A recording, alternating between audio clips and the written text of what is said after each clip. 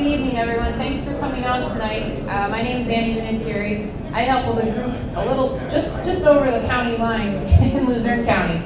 But we're here tonight with Josephine from Physicians for Social Responsibility. They're an environmental watchdog group, and they're a nonpartisan group. And obviously Patty and several others have been very helpful getting this together tonight. And we want to say thank you to the Strand, who is hosting very generously tonight. Give it up for them. And if you are hungry or thirsty, or you think you might be, he's open tonight. So give him a little support, buy some snacks, get some beverages if you're feeling like it. And of course, you probably all know, but the bathrooms are right behind you too. And so I think, without further ado, we are going to do some questions, like a Q&A at the end, obviously, because there's going to be a lot of interesting information presented tonight. This is just a community-hosted meeting. This isn't an official meeting of any township or borough or anything like that. This is just for people who might have questions or concerns about what data centers could mean for this area. Right now, Amazon Web Services has big plans for the tract of land most of you are familiar with in Kline Township. And so some people have questions and concerns about that, so I'll let Josephine take it away. Yep. Thanks. Hi, everybody. And we will be dimming the light on this, so if you can't see it, I'm going to just quickly mention that by joining us tonight, we ask that you be respectful of this space and of the other attendees. So these are some community agreements. They're also up at the sign-up sheet. By attending, you're going to commit to being respectful to others tonight.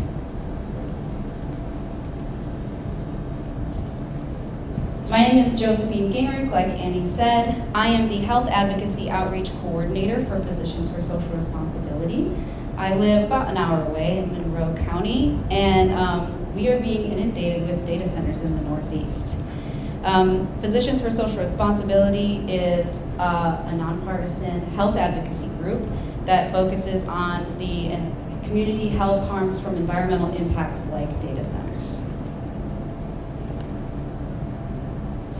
The first thing I want to share is that in Pennsylvania specifically, more data centers means more fracking and more oil and gas infrastructure, and with that, the pollution that comes with that. There will be potential increased shale gas development, well pads, compressor stations, pipelines. Shale gas facilities, including gas-fired power plants. You may have heard there are many facilities proposed across the state that are coming along with their own power, such as the Homer City power plant being converted from a coal-fired power plant to a gas-fired power plant exclusively to power a data center in Southwest PA.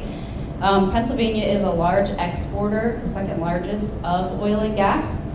Second only to Texas in the country. And it's one of the lowest in renewables. So there will be health impacts from that type of pollution along with the direct impacts of the data center. Something else to note, unrelated to their grid provided power, many of the data centers proposed use gas or diesel backup turbines. These are semi-sized portable generators, and the portability exempts them from various air quality standards because they're allowed to operate temporarily, with temporary not being defined. There's an example of one in Memphis that was set up by Elon Musk, and before they were connected to the grid, they were running 24 of these semi-sized turbines 24/7 and choking the community out with air pollution. So there's the impacts from the additional energy infrastructure to power them on the grid, and then there's impacts from them using their backup power. For example, in Archbald up in Lackawanna County, they have 60 proposed data center buildings going up. They're in various states of being resisted by the community, which is great. But along with those is 1,000 proposed semi-truck-sized gas turbines or diesel turbines. Can you imagine if the power goes out because of a storm or something and all those kick on? That's going to choke the valley out with that pollution. By 2028, data centers could contribute to 600,000 asthma cases a year and 1,300 premature deaths from the condition. So the air quality concerns alone are something that we should be concerned about. There's also the concerns of living directly next to these. So air pollution travels and can impact many communities, but living next to one of these hyperscale data centers can also impact you with noise, light, and other vibrations from the data center operating and from additional drilling, because at the Valley View hearing that was not too long ago, I think it was last August, they had several legislators and they had Amazon and Google all come and talk to the community in Valley View about the proposed data centers coming to Lackawanna County. In that they talked about all of these commitments for carbon-free power, but at the same time had oil and gas representatives there talking about all the additional infrastructure and pipelines that they wanted to build. So there's the impact from the truck traffic, there's the impact from the data center vibrations, and then there's the impact from the noise and light pollution. This is a picture of what I like to call our Lackawanna Dystopian Space Station. This is the Lackawanna Energy Center. Estimates show that gas will be the primary source of energy for data centers through 2030, unless something changes. What you can see from something like this is particulate matter, nitrogen oxides, sulfur oxides, a slew of things that are often called volatile organic compounds, VOx, NOx, and SOx. Those are all potential health harms, both respiratory-wise and neurologically. There's also the risk of water contamination, which we're going to get to water use in a second, but there's the risk of contamination from lead, sulfates, chloride, bromide, zinc, and other things. Here's the particulate matter I mentioned. This is also stirred up on roadways that are dirt. You can have the health impacts of various respiratory as well as circulatory and neurological impacts, and also potential adverse birth outcomes, both infertility issues, low birth weight, preterm births. And these are the VOx, NOx, and SOx that I mentioned, and the various health harms that are indicated with those various types of pollutants. If folks are curious, PSRPA has several, I think 100 or so air monitors installed throughout the state. You can go to Purple Air, if you Google search Purple Air, and you can look at the air quality in the area. If there aren't monitors near you and you're interested, we set them up for free, and you can reach out to us. My email is on the thing at the front for the sign up, and I'll be sure to share it out to folks afterwards as well. Now let's talk about data center water consumption. The data center water consumption in 2028 is estimated to be almost entirely driven by AI and will exceed 2 to 4 times its 2023 level.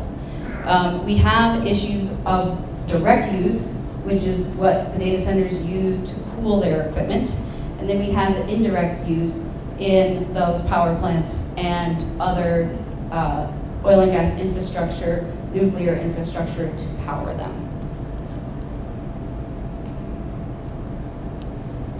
Data centers love potable water, your drinking water.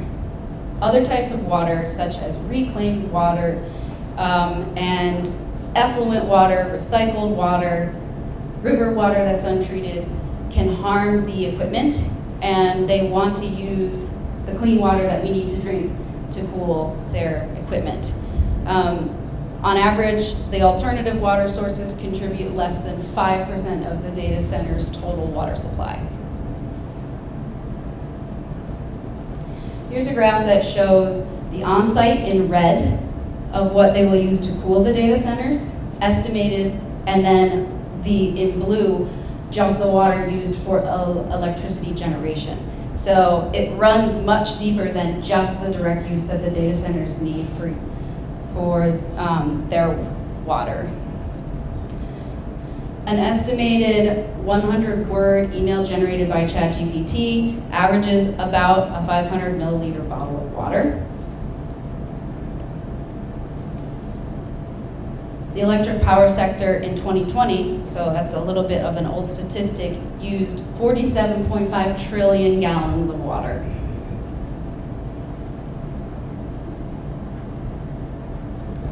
The data center boom, like I mentioned prior, is being driven, for the most part, by AI. Data centers of old, for example, there's one that's up in Wilkes-Barre. It's a little building that's right in the town. It has an office as part of the building and servers inside.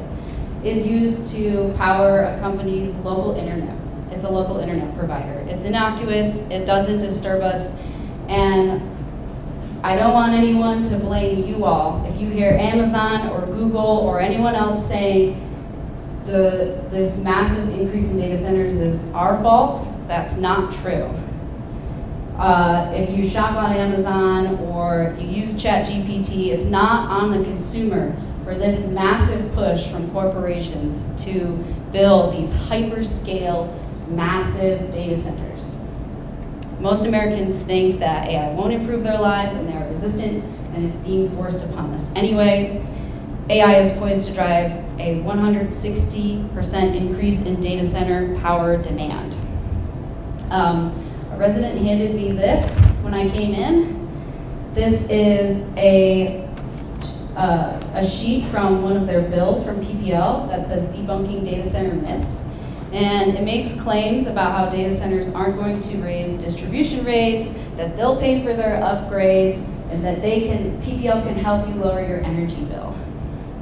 I don't have the slide with me because it was another presentation specifically about taking the cost and understanding that, but the third-party analyzer of PPL's electricity and the PUC, the Public Utility Commission, they reported to the PUC that data centers are likely the main driver up and coming for your electric bill increases, because they socialize the cost of the new infrastructure needed to connect to the grid for these data centers to all of the consumers. There is no regulatory ability in the state right now. We can call our legislators and demand this.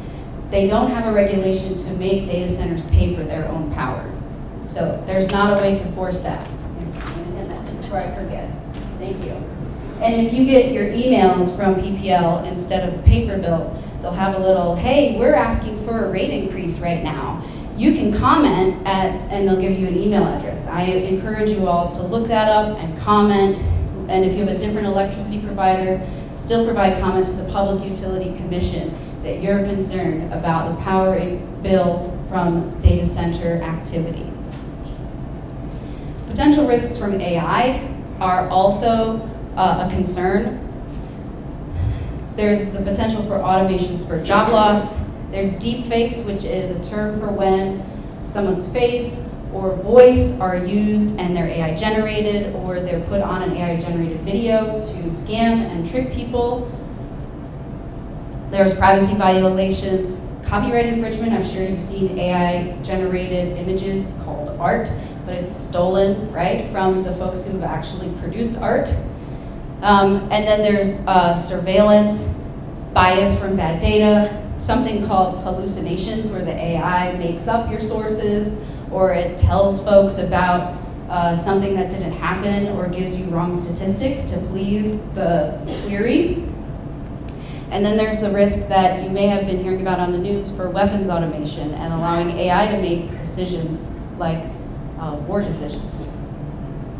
So what can we do to deal with the data center that's threatening to come into these communities here and this area? This next portion of the slides are from my colleague Matt Shara, who is actually in DC advocating to stop data centers, so he couldn't be here tonight. And I'm going to do my best to talk about some strategies that we can use in ordinances, and then how to pressure supervisors and council members if they are not supporting you in stopping the data centers from coming in.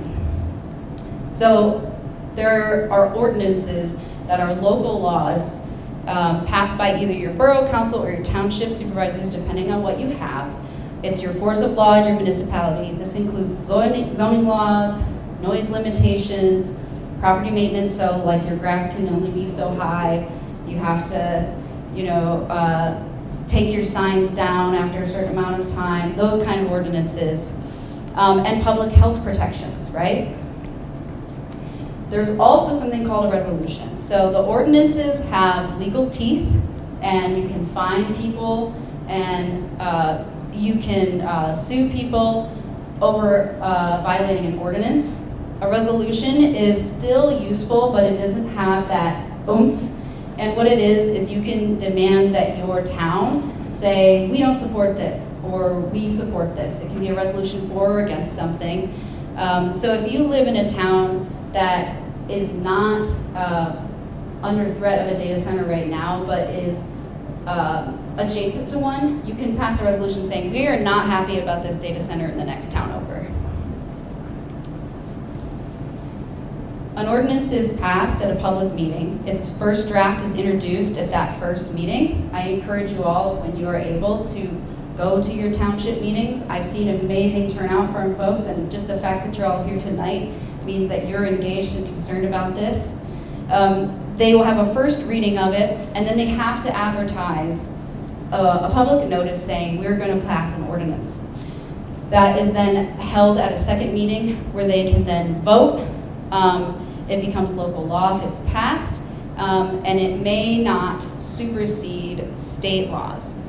If someone passes an ordinance that you're not happy with, you can demand that it be amended, and an ordinance can be changed and start that process at any time. So we'll talk about zoning ordinances first, and then we'll talk about quality of life ordinances.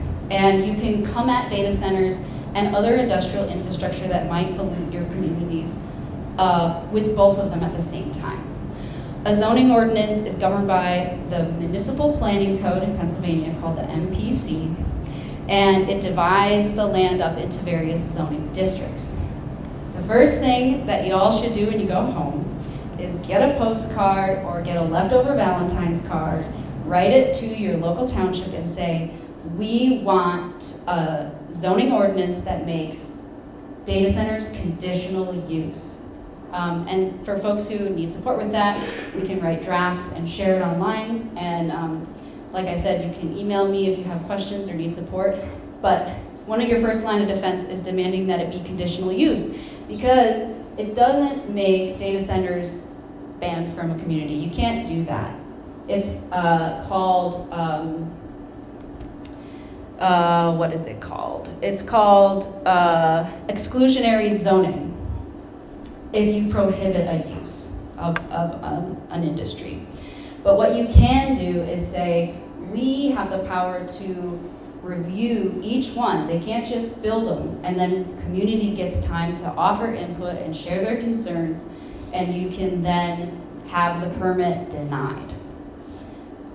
You also want to ask for much larger setbacks than what are being seen in many places. I don't know if you've heard of Data Center Alley, that's in Virginia. They currently have approximately 600 data centers proposed to be built, and they have many already installed. And the setbacks they have are like 100 foot.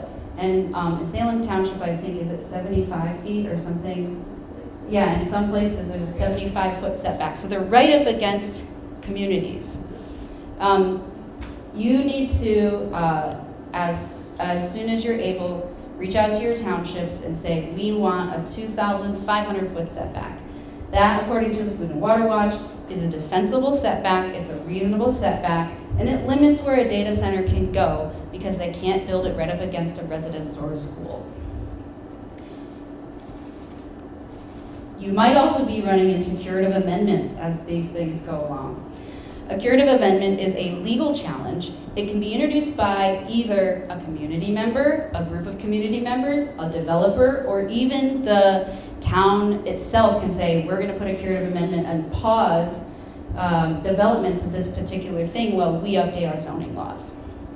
So it's not a moratorium, but it's something that you can say, we want a curative amendment to update our zoning laws to address data centers and put a pause on them being built until then.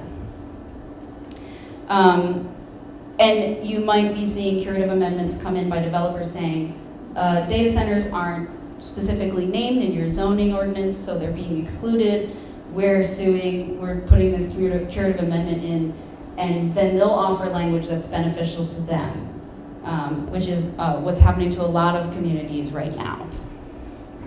So that's zoning.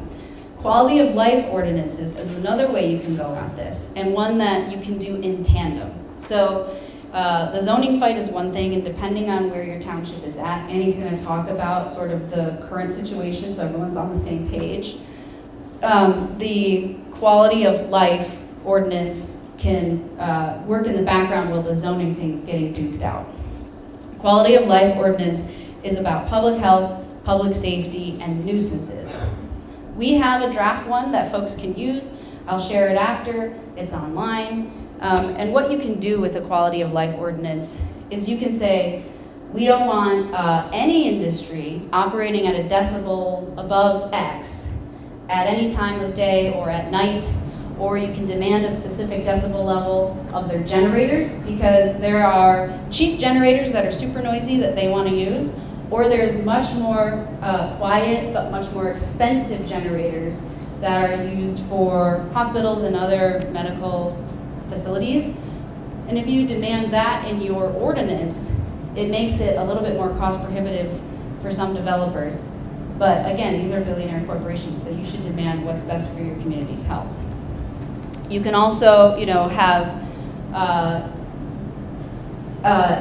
various light pollution restrictions, air quality rules, and you can also put things that are odors, other emissions, and then vibration standards, because there's dBA and dBc decibels. Some of them we can't hear, and the folks in Virginia have shared with us that some community members are sleeping in their basements to try and get away from the vibrations shaking their house at night.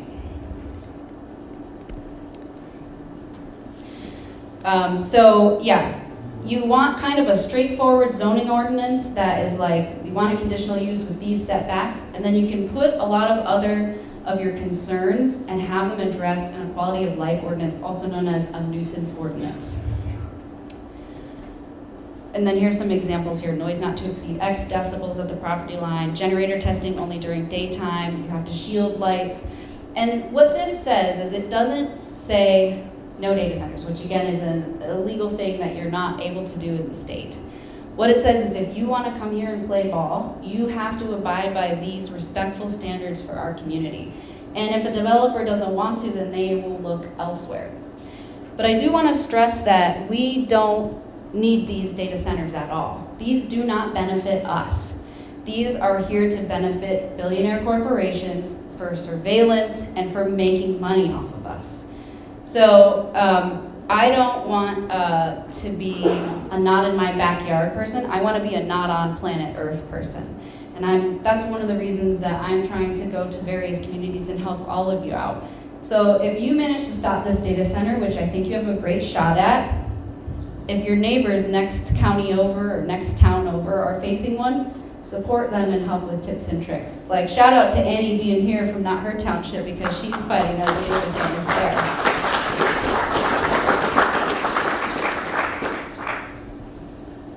All right, last thing, and then we can get to questions. Things you can ask your council to do, and things that you can get involved in. Keep attending those meetings. Showing up, even if you're not allowed to speak, offers public pressure, and it's important. Pay attention to the notices and how they go out. If they go out in the paper, if they go out online, where are they posted? And make sure that your community is offering a proper amount of advance notice. There's something called the Sunshine Act, where you have to get the agenda for a community meeting, like a township or supervisors or borough council meeting, 24 hours advance. Not everybody does that, and you can negate the meeting and say, this wasn't done properly. You can go to a meeting, you can film the meeting, you can record the meeting, you can make sure that meeting is distributed and accessible to others. You can file something called a right to know request. If you search right to know request, Office of Open Records, there's just a form, and you can send it and demand various types of communications. You can say, I want to know about X developer and all of the emails that they've sent the past year about this property. You can request minutes, you can request communications or other meetings that were had behind closed doors, and see what you can get to give more information to your community. You can request a risk-benefit analysis or an environmental assessment for a project. And if any industrial project comes in your community, that's something that's good to ask for right away, because that will make sure that the township is even clear on what is being proposed. Because sometimes they hear taxes, or they hear, one thing from the developer, and they don't question it and look into what are the actual impacts. Ask your supervisors questions, share information with your group chats, put it online, get it out there. And if you're really interested in getting involved, get appointed to open positions on your boards. Run for local office. All right, right before we get to Q&A, we're going to pass it to Annie to talk about where we stand with the Kline Township specifically. When we ask questions, we only have one mic tonight, so what you're going to do is project as much as you can, and then I will repeat the question so that everyone else can hear it. And that what I should have mentioned prior is I'm recording this presentation, and it's not recording like the room or anything, it's just recording my screen and my audio. So the Q&A will also be something that community members who weren't able to come tonight can watch back later on YouTube, and we'll be sharing that with everybody as well. All right, here you go, Annie. Well, thanks, Josephine. That was great. Thank you so much. Okay. By the end of this year, you'll probably be doing that in your sleep, right? Yeah, happy to plug yours in. Oh, thanks. Oh, you're good. They found some really interesting information. Some of that information spoke about Kline Township. And some of this information indicates that some of the state departments here, like the Department of Community and Economic Development is one of them, that's the DCED, and some others were very aware of, and kind of past being aware, they were very much so a part of ushering in a lot of the infrastructure associated with data centers, and then the data centers themselves. So when Amazon Web Services, the governor made his big announcement last year, I forget however many billion, and then they tacked on some more. Yes, I think it was ultimately like $90 billion investment. Pennsylvania making it one of the largest it was the largest tech investment, one of the largest investments ever in the state's history. It sounds exciting, and I'm sure in some regards it is, but what that has meant is kind of a rolling out of the red carpet for Amazon and for a lot of the related companies that are working with it. So it's a tough situation, right? Because you have people who are in the unions, and unions are the backbone of a lot of things in our country. They're being pressured very strongly, being told that they need to support this because it's jobs, and so there's that component of it. And you have people on the other side that say, well, it's really good, union jobs are really good, but then what happens after they're built in 3 years? Then we realize that some of these centers really provide very few jobs. So anyway, in some of these right to know requests, it had talked about Kline Township. And so the more we've kind of been researching and finding, it became very apparent that this has kind of been actually a slow burn. There's been quite a build up to this for the past 5 years, 4 to 5 years. And we were all the last ones to know about that. And I don't think that's right. It doesn't set with me right, especially when it's something this big coming in. There should have been transparency up front so the communities can make a decision about what they want, where they want it, how they want it. So bear with me 1 second here. Question in the meantime. Patty, you want to say? So she said this has been going on for like 4 or 5 years. And we asked our supervisors in Kline Township, when did they know about data centers coming? And their response was, they knew when the people found out about it, which obviously is a lie. Because like she said, we've tracked this back to 2022, 2021, that they knew this was coming. So we filed right to knows. They did not follow proper procedures for a lot of the steps that needed to be taken for this to happen. And like Annie said, with other townships filing right to knows. Kline Township popped up in those right to knows also. So there's just, we don't want to actually specify exactly because we don't want to give them a heads up, but they did not follow proper procedure. So. Did you receive the right to those back or no request? Did you get most of them back? Yes, most of them, yes. Yeah, and when we say we've got, yeah, Patty's right, and when she says we've gotten them back, in many, if not most cases, they're either fully denied or partially denied. And they're taking the full 30 days, so, They're playing for the right to knows, because every right to know I filed, most of the stuff they could have given me within 5 days. Their response to me was, they have to check for legal issues to make sure that they could give it to me. And that would give them another 30-day extension. So they're just trying to prolong it, exactly. So, yeah, so this is definitely a tactic that I have seen amping up. So when some of this stuff first started last year, you would get documents in a pretty reasonable amount of time from most townships. And some townships still will work with you. And there's two reasons why, sorry, I'm having tech issues, so you're gonna see screenshots of my presentation. Well, let's just talk about Kline really quick, but yeah, to tack on to that, the right to know process is definitely being abused, yeah, by many townships, not just trying to single out Kline here, but, okay, so here we have just a little quickie timeline, and I have a little blurb at the bottom, because I'm human, and I'm imperfect, and there's things I mess up, so this is not official, it may contain errors. Stage one. So, and this really, some of the stretches beyond that. Patty might be able to talk to a little bit of that if we have questions with that. But at least by 2024, this is some stuff we know for sure. So Brewster Land Company, they had begun even earlier than that, obtaining permits and approvals at the local and state levels for what was told you guys was a warehousing project, right? If we keep moving on, in 2024, there also was a $182,500 donation made to the Kline Township Police Department by the Brewster Land Company, which was the, ended up being the Shell Development Company that then sold it to Amazon.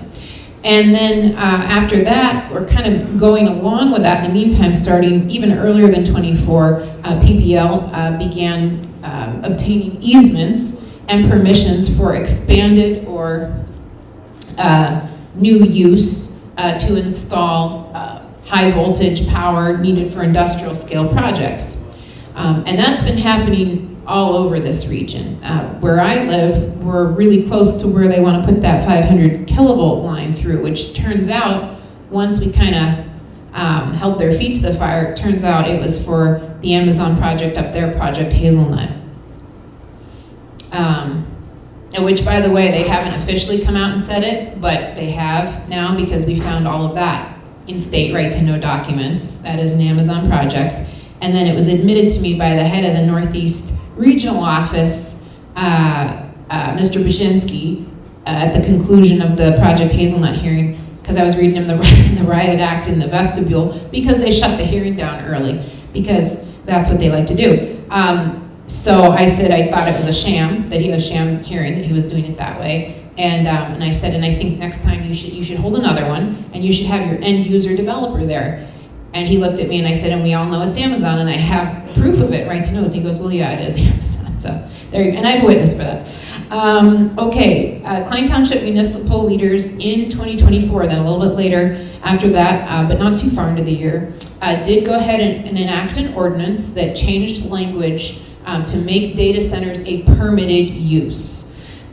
So when Josephine was talking about making something a conditional use, when you have something be a permitted use, it doesn't give the people a lot of leeway if there aren't conditions placed on that permitted use. And in this case, there are none. There are no additional protections, restrictions, or safeties in place. And I'm talking not even basic. There's not even a decommissioning requirement in there, so that when these things go obsolete, like any technology does, there is literally nothing to protect you people. They did not update any of their zoning ordinances to noise setbacks. They did not update any of their zoning ordinances, Kline Township, to protect the people, like with noise, setbacks, pollution. They approved the ordinance and that was it. They did nothing else. That's what already is, put those ordinances in, right? Pass those ordinances. Right, yeah, so they could absolutely, what they could do is amend those. Yeah, so they could start a process, like for instance, the people could get up there and say, hey, supervisors, we'd love for you to start the curative amendment process. They could do that at a meeting. They could say, we're starting the clock, and as it's written in the Pennsylvania Municipal Planning Code, the MPC that Josephine talked about, that gives them a clock. I think it's 180 days. So from the time that starts, that would give them the leeway to put in correct language, dialogue with the public, figure out how they can do something that works best for the community, because it looks different for every community, right? And every site and location is totally different. Okay, where I live in Sugarloaf, we had a public meeting back at the end of December, and the developers couldn't send their engineers. I guess they couldn't be bothered, but they did send one of their attorneys, and she had some talking points. And at one point, we held her feet to the fire and asked her, well, hold on a second, what happens if if power goes out? Who would get priority? And after some hemming and hawing, she ultimately admitted on the record, the stenographer was there, that they would get priority. So that's concerning. And then what you have to make sure that doesn't happen are those diesel generators. So they're running. Now, if you ever want to hear what they sound like, you could go down to Northern Virginia, and anytime there's, like when they had that ice storm a couple weeks ago, guess what? A bunch of them kicked on all at once. It was a living hell for people down there, noise-wise, but also all of those emissions. Like, it's one thing if you have a diesel pickup truck, right? Like, okay, whatever. But imagine you're lining up like 30 diesel trucks, and then you're standing like a few feet away from it, and they're firing them all up. That's what's happening. That's what's happening. So you got to be really careful when you're working on these ordinances. You got to have someone, and you got to have your solicitor and your board of supervisors who are considering all these things. And if they don't know, then they should be getting help. There's no shame in that, but they might be a little out of their league on this, and they need to get some help on that. Okay, great question. And keep coming to the meetings, because what happens in one township absolutely does affect the other. I go to other townships meetings too. We don't all live in a bubble, right? Everything affects the other. There's spillover, and that's what makes Pennsylvania so unique, is that we have all that local autonomy level. We're a commonwealth, so that's kind of how we're set up, and it's really cool. Actually, we're one of the few. How many, Representative Washington? How many commonwealths are there? I think there's 3 or 4. There's 4. Okay, I know we're one of them. Virginia, Massachusetts. I forget. What's that? I can't remember the other one. Obviously, it doesn't matter. No, I'm kidding. Oh, okay. So anyway, but we have the most autonomy. How our Constitution is written, we have the most autonomy in Pennsylvania comparatively. So that's pretty cool. We just gotta use that power and empower our local representatives to know, and our local municipalities to know that they could do stuff for us too. Yeah, well, yeah, we have a green amendment in Pennsylvania too. It was formed in the 1970s. In fact, the senator who helped spearhead that, he's in his 90s and he lives in Sunbury. That's where he is from, and a really nice guy. And that basically says that we have the right to clean air and clean water and environment, and that our children do too. That's actually very strong language, and that's, most states don't have something that strong. Unfortunately, there's only been like one case where it's really been used strongly, but hopefully we can see that change going forward, and that the governor will start taking that green amendment seriously, and so are other legislators. Okay, other questions? I just like for everybody's here. What I don't understand is, I'm with the Kline Township, and I don't need that, okay. And when I go to all these meetings, and like everybody says, I give them all the information. I tell them what's wrong, what's right, what's wrong, what's right. We've been going to the meetings, and they don't tell us anything. Right. All we hear from is the attorney going to us, well, yeah. He's answering. So what do you do in a case where we're fighting against the people we elected? What do we do? Like, how do we do that? Like, what do Yeah, we do? so I have a couple of suggestions. One of the first things is a letter writing campaign.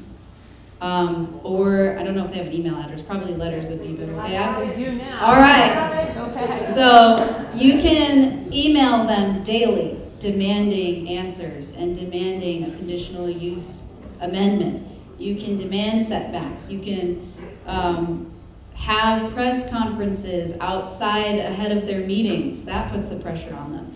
And if they're stonewalling you, you can also demand a special election and say, we want a special election and we want to elect new supervisors. I believe you could have a special meeting too. You could request a You special meeting. can ask for special supervisors. meetings. Yes. So really make them work for it and really put the pressure on and tell them, Out there, and it's like, I'm at the wall. They won't Yeah. let me talk. I tried to talk at the last meeting and he pretty much shut me down.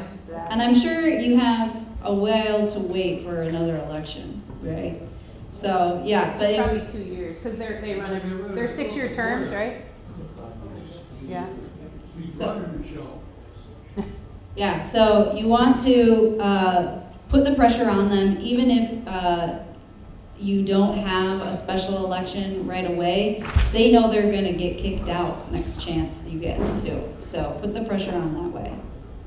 Please come to the meetings. I know it's work, but if you can make it, please come. The more people that show up, the more pressure they're gonna feel. So I wanted to add another thing. So some of you I know are aware of this, and most of you who've lived here all your life are, but in case you're not, or you need a reminder, where they have this cited is less than a mile away from a federally designated Environmental Protection Agency Superfund site. And that doesn't mean that we get lots of super funds for us. That'd be really cool. No one's hitting the lottery with those. But what it means is that area is actually also linked to a rare blood cancer called polycythemia vera. And as you know, this whole area, actually on down to basically the Hazel Township, Sugarloaf Township line, but then on down to Pottsville. This is sadly, one of the highest concentrated cancer clusters in this state is right here. And so I'm sure many of you have either fought it yourself or you know people who have. We're actually considered something called an environmental justice community because of that. There's designation on the state level for that.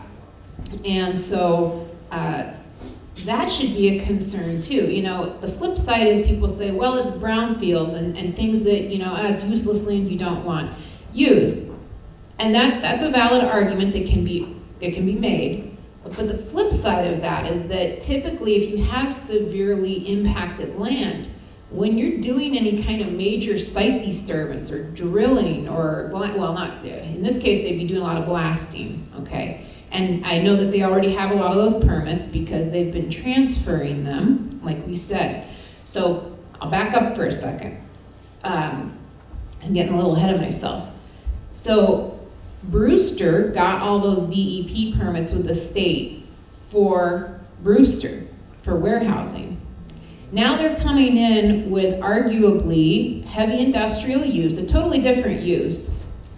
But they still want to be able to have those same permits roll over. And guess what? They're getting them right now in real time. They've been getting them like that since January.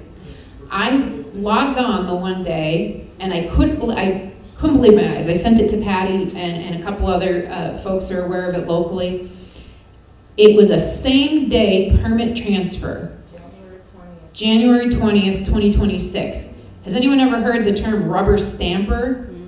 Because that's what that is, folks. That's a rubber stamp. They just close their eyes and went, bam, next. And that's because of Governor Shapiro fast-tracking all these permits. It is part of the fast track program. This is part of his series of executive orders that he started after he took office.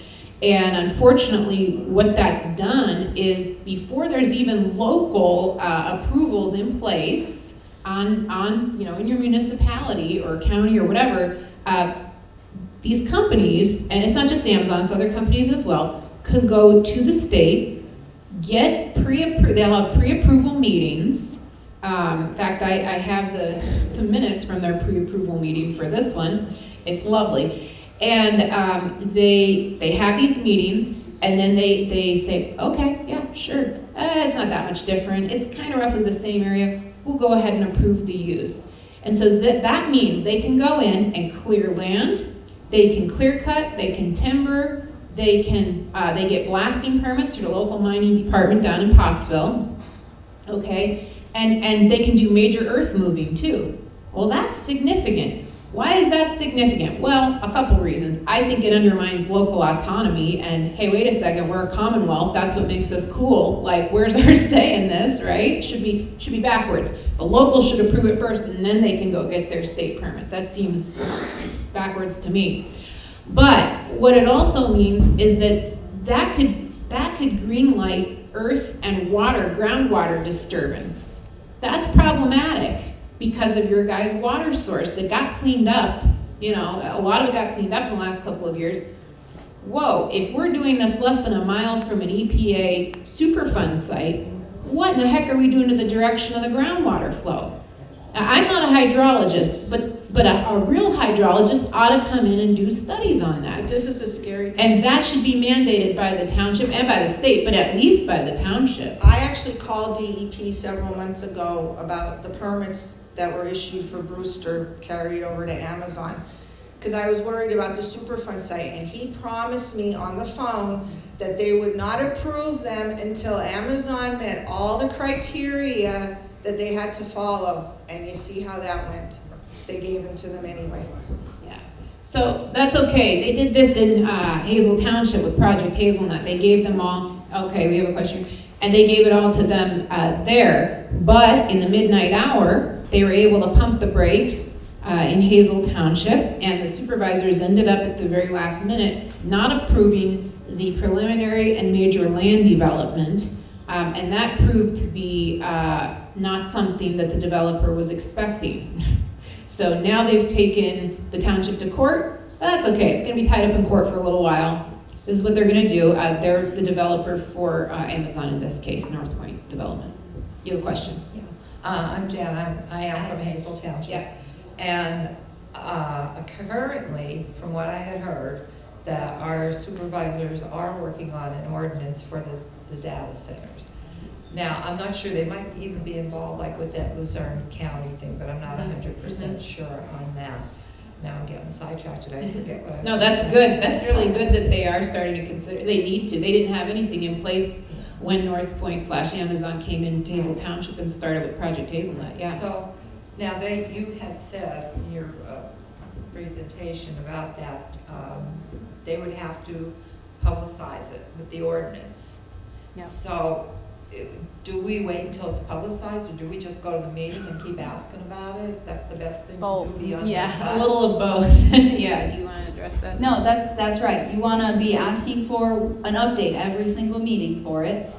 They might say, oh, it's not in the agenda, we're not going to talk about it tonight, but you can ask them anyway, and you can make every comment at every meeting come up data centers.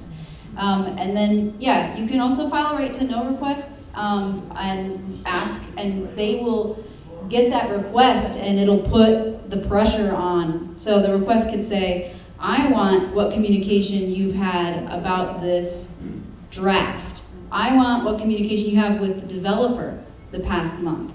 I want what communication you have between each other about zoning or about data centers in general, and make them work for it. They'll probably ask for 30 days, they'll probably delay you, but the continued requests by multiple people will really put the heat on. And at the meeting that they had at the Hazelton High School, the DEP was there. Now, ideally, you would think that the DEP, knowing that this is a carcinogenic area, would have investigated this and would have refused to have this. Why add more to our communities here?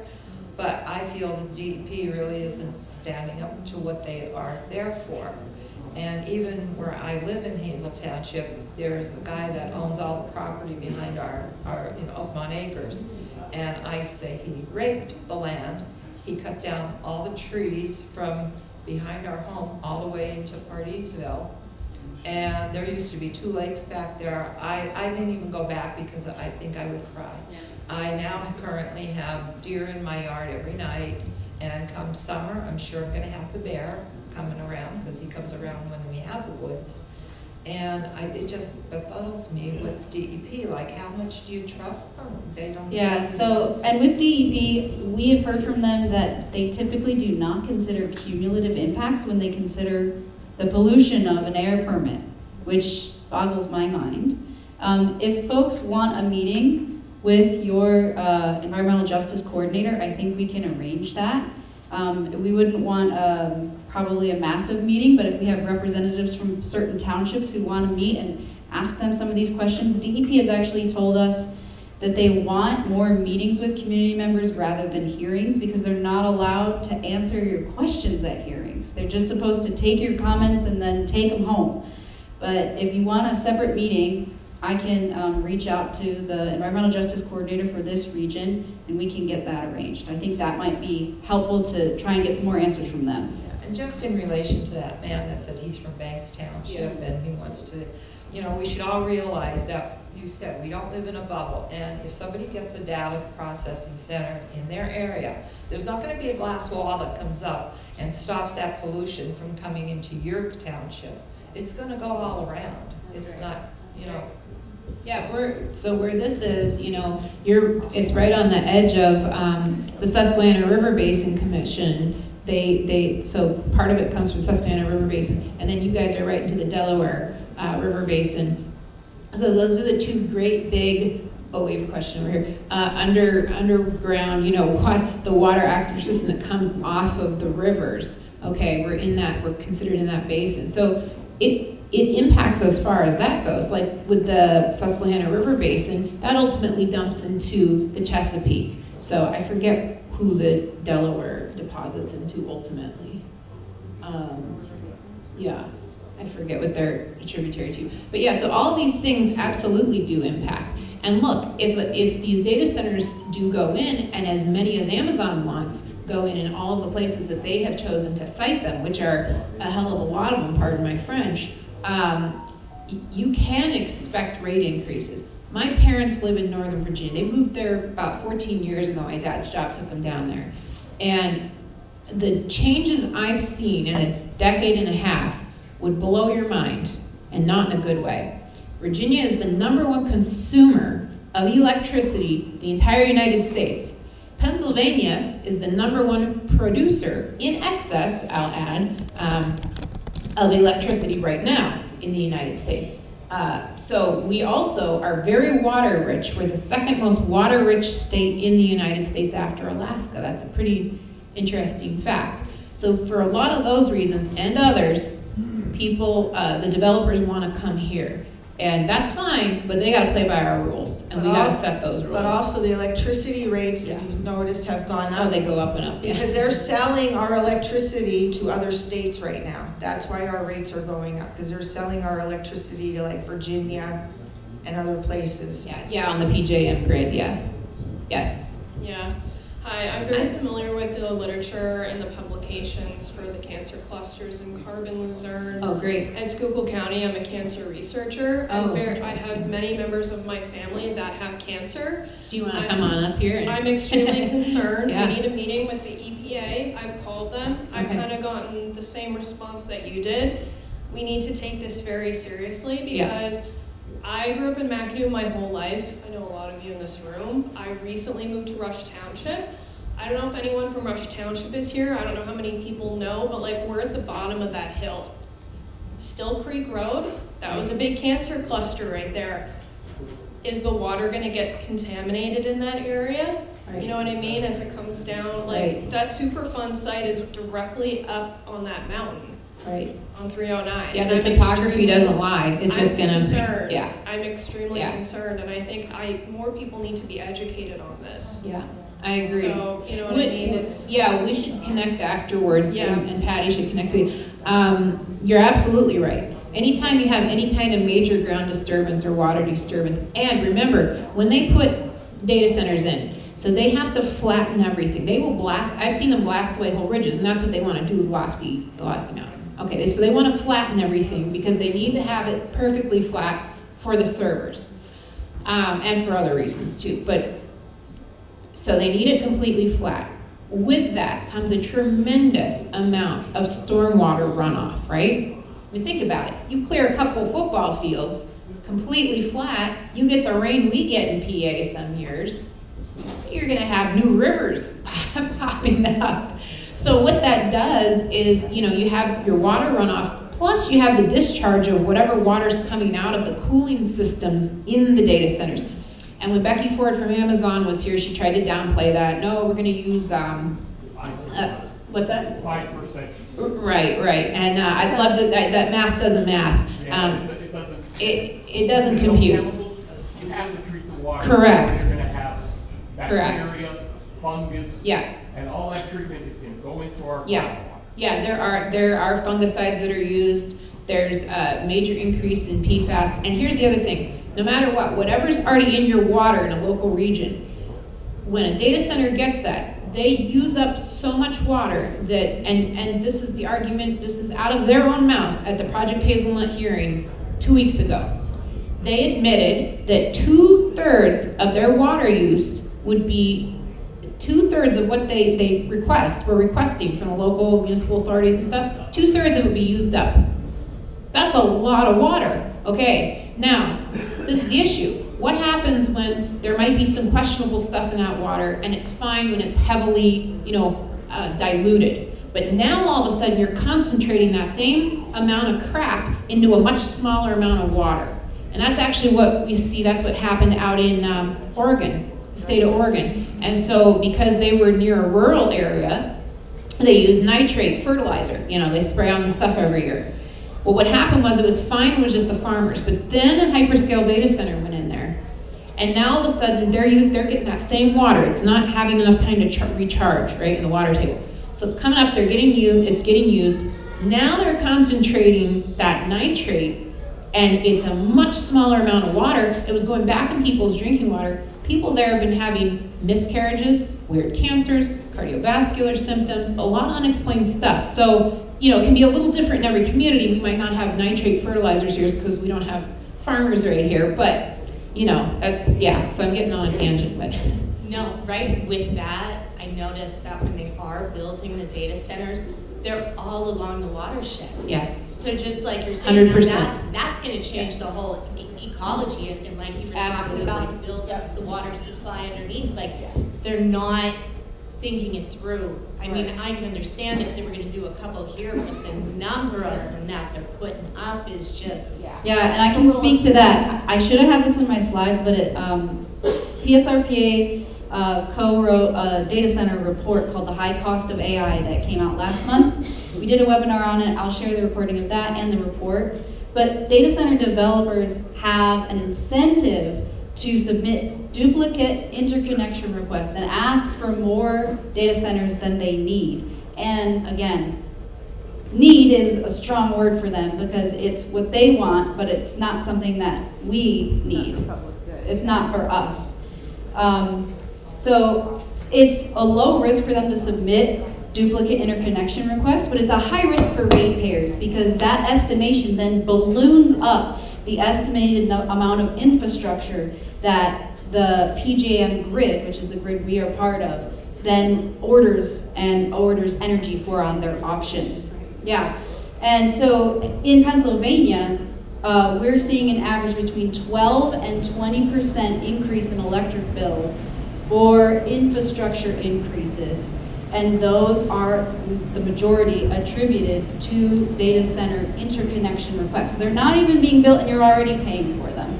And then of course there's the tax break in Pennsylvania on data center equipment that went into effect in 2021. So we're also giving them a tax break. So we pay for it with our taxes, we're paying for it with the LERTAs, and we're paying for it with our electric bills. We're paying for it now, we're gonna pay for it later, and we'll also pay for it with our health. Speaking of the LERTA, just so you know, once the buildings are built, they pay no taxes on those buildings. They are only paying taxes on the land, that's it. So we're losing millions of dollars in taxes because of this. I don't know if I need it. Go for it. I live in Kline Township. I'm your local judge of elections, if you will. Welcome. So my question might be a little bit of, it harkens back to the previous meeting that we were at, and they were discussing a little bit the devil we do know, which is Little Leaf, and their Little Leaf Farms, which uses a massive amount of water, and they're not even up, as far as I know, to full-scale production yet, and so they will require more. Do you think that there is a way that we could use the devil we know to try to help us fight this? Because you're right, we are tiny, and we don't have the resources that maybe Hazel Township or, which has a bigger tax base than what we have here. But clearly that would impact their ability to grow in the future because the water would no longer be available to them. Right, I mean, they're already up and running, right? So of course it's important to ask all your community members, including those you're not getting along with for various misuse or other reasons, to unite in this resistance on industrial uses that you determine as a community jointly that you don't want. I'm a big believer in informed consent, which is where you get to decide, do you want this data center or not? Well, right now, Kline Township Water Authority granted 200,000 gallons of water a day. No, they're giving Little Leaf 200,000 gallons of water a day. Well, sell. Well, sell, yeah. But that doesn't include what the data center is going to use either, so. Also, data centers come in with one permit request for their water use and get that approved, and then they say, actually, we need this much, and then they'll send another one. Actually, we need this much. So that's, that but what the and they'll say building we've already been built, so you can't deny us. That's one strategy. Question back here. By what they're saying in these public meetings, which is very little and mostly false, can't we as local municipalities force them into some type of contract and put that into a contract? Okay, like the one in Kline Township, the lawyer said, we're only going to use water 2% of the time. Yes. Oh my gosh, you are speaking my speak. Okay. So you go with 2% of 365 days. That comes out to 8. So Yeah. they're going to only use water 8 days out of the year. Is that correct? So what you can do is, again, this goes back to the ordinance. You can require in the ordinance something called a community benefits agreement. And then you say, everything in here has to be agreed to before you can build your facility. And just to go on, Hazelnut down at the Sugar, they're going to use 377,000 gallons of gray or recycled water. They said that. You did your research. Data centers use less than 5% of gray water. So how is this going to happen? What we were told at that Project Hazelnut hearing, there was over 500,000 daily gallons that were unaccounted for. Their math does not math. I just want to say something about the water. Yeah. July of 2024, someone requested 700,000 gallons of water daily from the Kline Township Municipal Water Authority. I don't know who it was, but they said that they could serve them that much water. So I'm guessing it's Amazon. Is there any numbers that you have on how it affects property values? Like if you have a house that's worth $200,000 or $300,000 and they put one of these up, do you have any data on that? So yes and no. The data is hard to get because this is also new. So you don't have tons of numbers to go off of. Josephine might be able to help you with some of that. What I can tell you is that down in Data Center Alley, down in Virginia, it's basically created a static market. So everyone's house is kind of more or less worth $1 million that lives around there, whatever the size is. And the reason that that's even stable there is because they're in the greater DC area. So they have all of the government workers, it's coveted to live there because of convenience. So it's kind of an artificial valuation that's put on there. But in terms of when you talk to people who have lived there or who have been realtors, they say that if it was not for that, I mean, no one wants to live by these things. I can tell you an anecdotal answer. I don't have data on this, but anecdotally, a woman who lives right on the edge of Eagle Rock, up in Hazel Township, they were set to sell their house. They had a buyer. They were in like the final paces of it. When the buyer found out that they were going to be just a few hundred feet from a hyperscale data center, they pulled out in the midnight hour. And she said, we'll never be able to sell this house. Well, they probably won't if that data center goes in. That's anecdotal. That's not evidentiary, but maybe Joseph, you want to add to that, or it's about like that was pretty much what I was going to say. That what we've noticed is sort of a domino effect in Virginia, where if a data center gets a foothold, then the communities who are, again, with these short, small setbacks right up against them, sell to other data center developers. Yeah. And so They just want domino out. effects in rows of data centers. It's what happened in Salem too. Yeah. It's the exact same thing that happened in Salem. So when the people, so they did Amazon takes a different approach in every community. They kind of like to see what sticks, and they kind of test things out on different communities and different types of people. They see what works. So what they did in Salem is they went very early, hot and heavy. They went with real big offers, well, decent offers. They were mid to big offers. They got bigger as time went on. To homeowners, farms, and residences within the 2-mile radius around the Talon Nuclear, the Susquehanna Steam Electric plant. And what they did as part of that was they had those homeowners sign NDAs when they agreed to these. They were contingent offers, so it was contingent on the approvals going through for the data centers. Well, of course, they got those down there. And then those people, so even if they wanted to speak out about it or had questions about it afterwards, they were now bound by an NDA, which they couldn't break, or they'd get taken to court. So, and you think, gosh, I won't get taken to court by Amazon, that's what they're thinking. So there's a lot that wasn't even known about that, but many of those people were not interested in selling, but they saw half their neighborhood around them say, all right, sure, that sounds good, And so they really had no choice. They were essentially pushed out, I guess you could argue, by greed. And I've seen that happen. Now, there are communities where people are saying, no, I know of an offer in the next township over from me in an agricultural area, and a family was approached with a $51 million offer for their 250-plus year family farm. They said no. That's pretty amazing. That's true America in my book, actually, but that's my opinion. But that's life-changing money, right? I mean, I'd be hard pressed to say no to that, But I think that's the big thing is these companies think that people will roll over for anything, and they may have a foothold, they may get some of what they want, but you guys can get some of what you want too. So that's kind of my takeaway. She has one. Oh, you have one? Okay, perfect. Will we reach? I think we'll reach.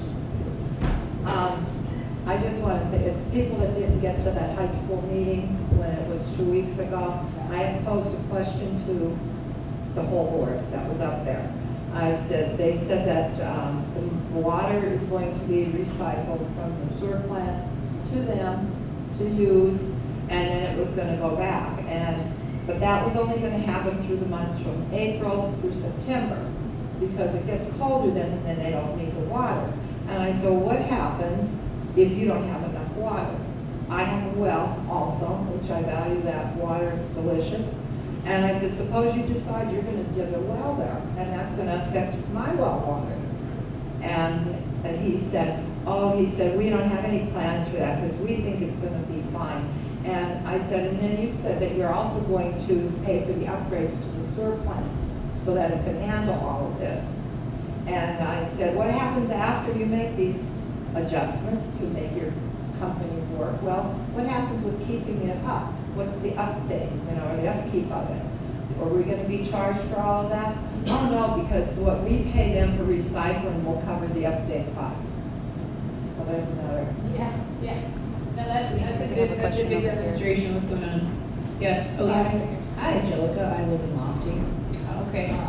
I just want to say that when they first cut the woods down on specifically that side of the road, they kept trying to buy all of our houses.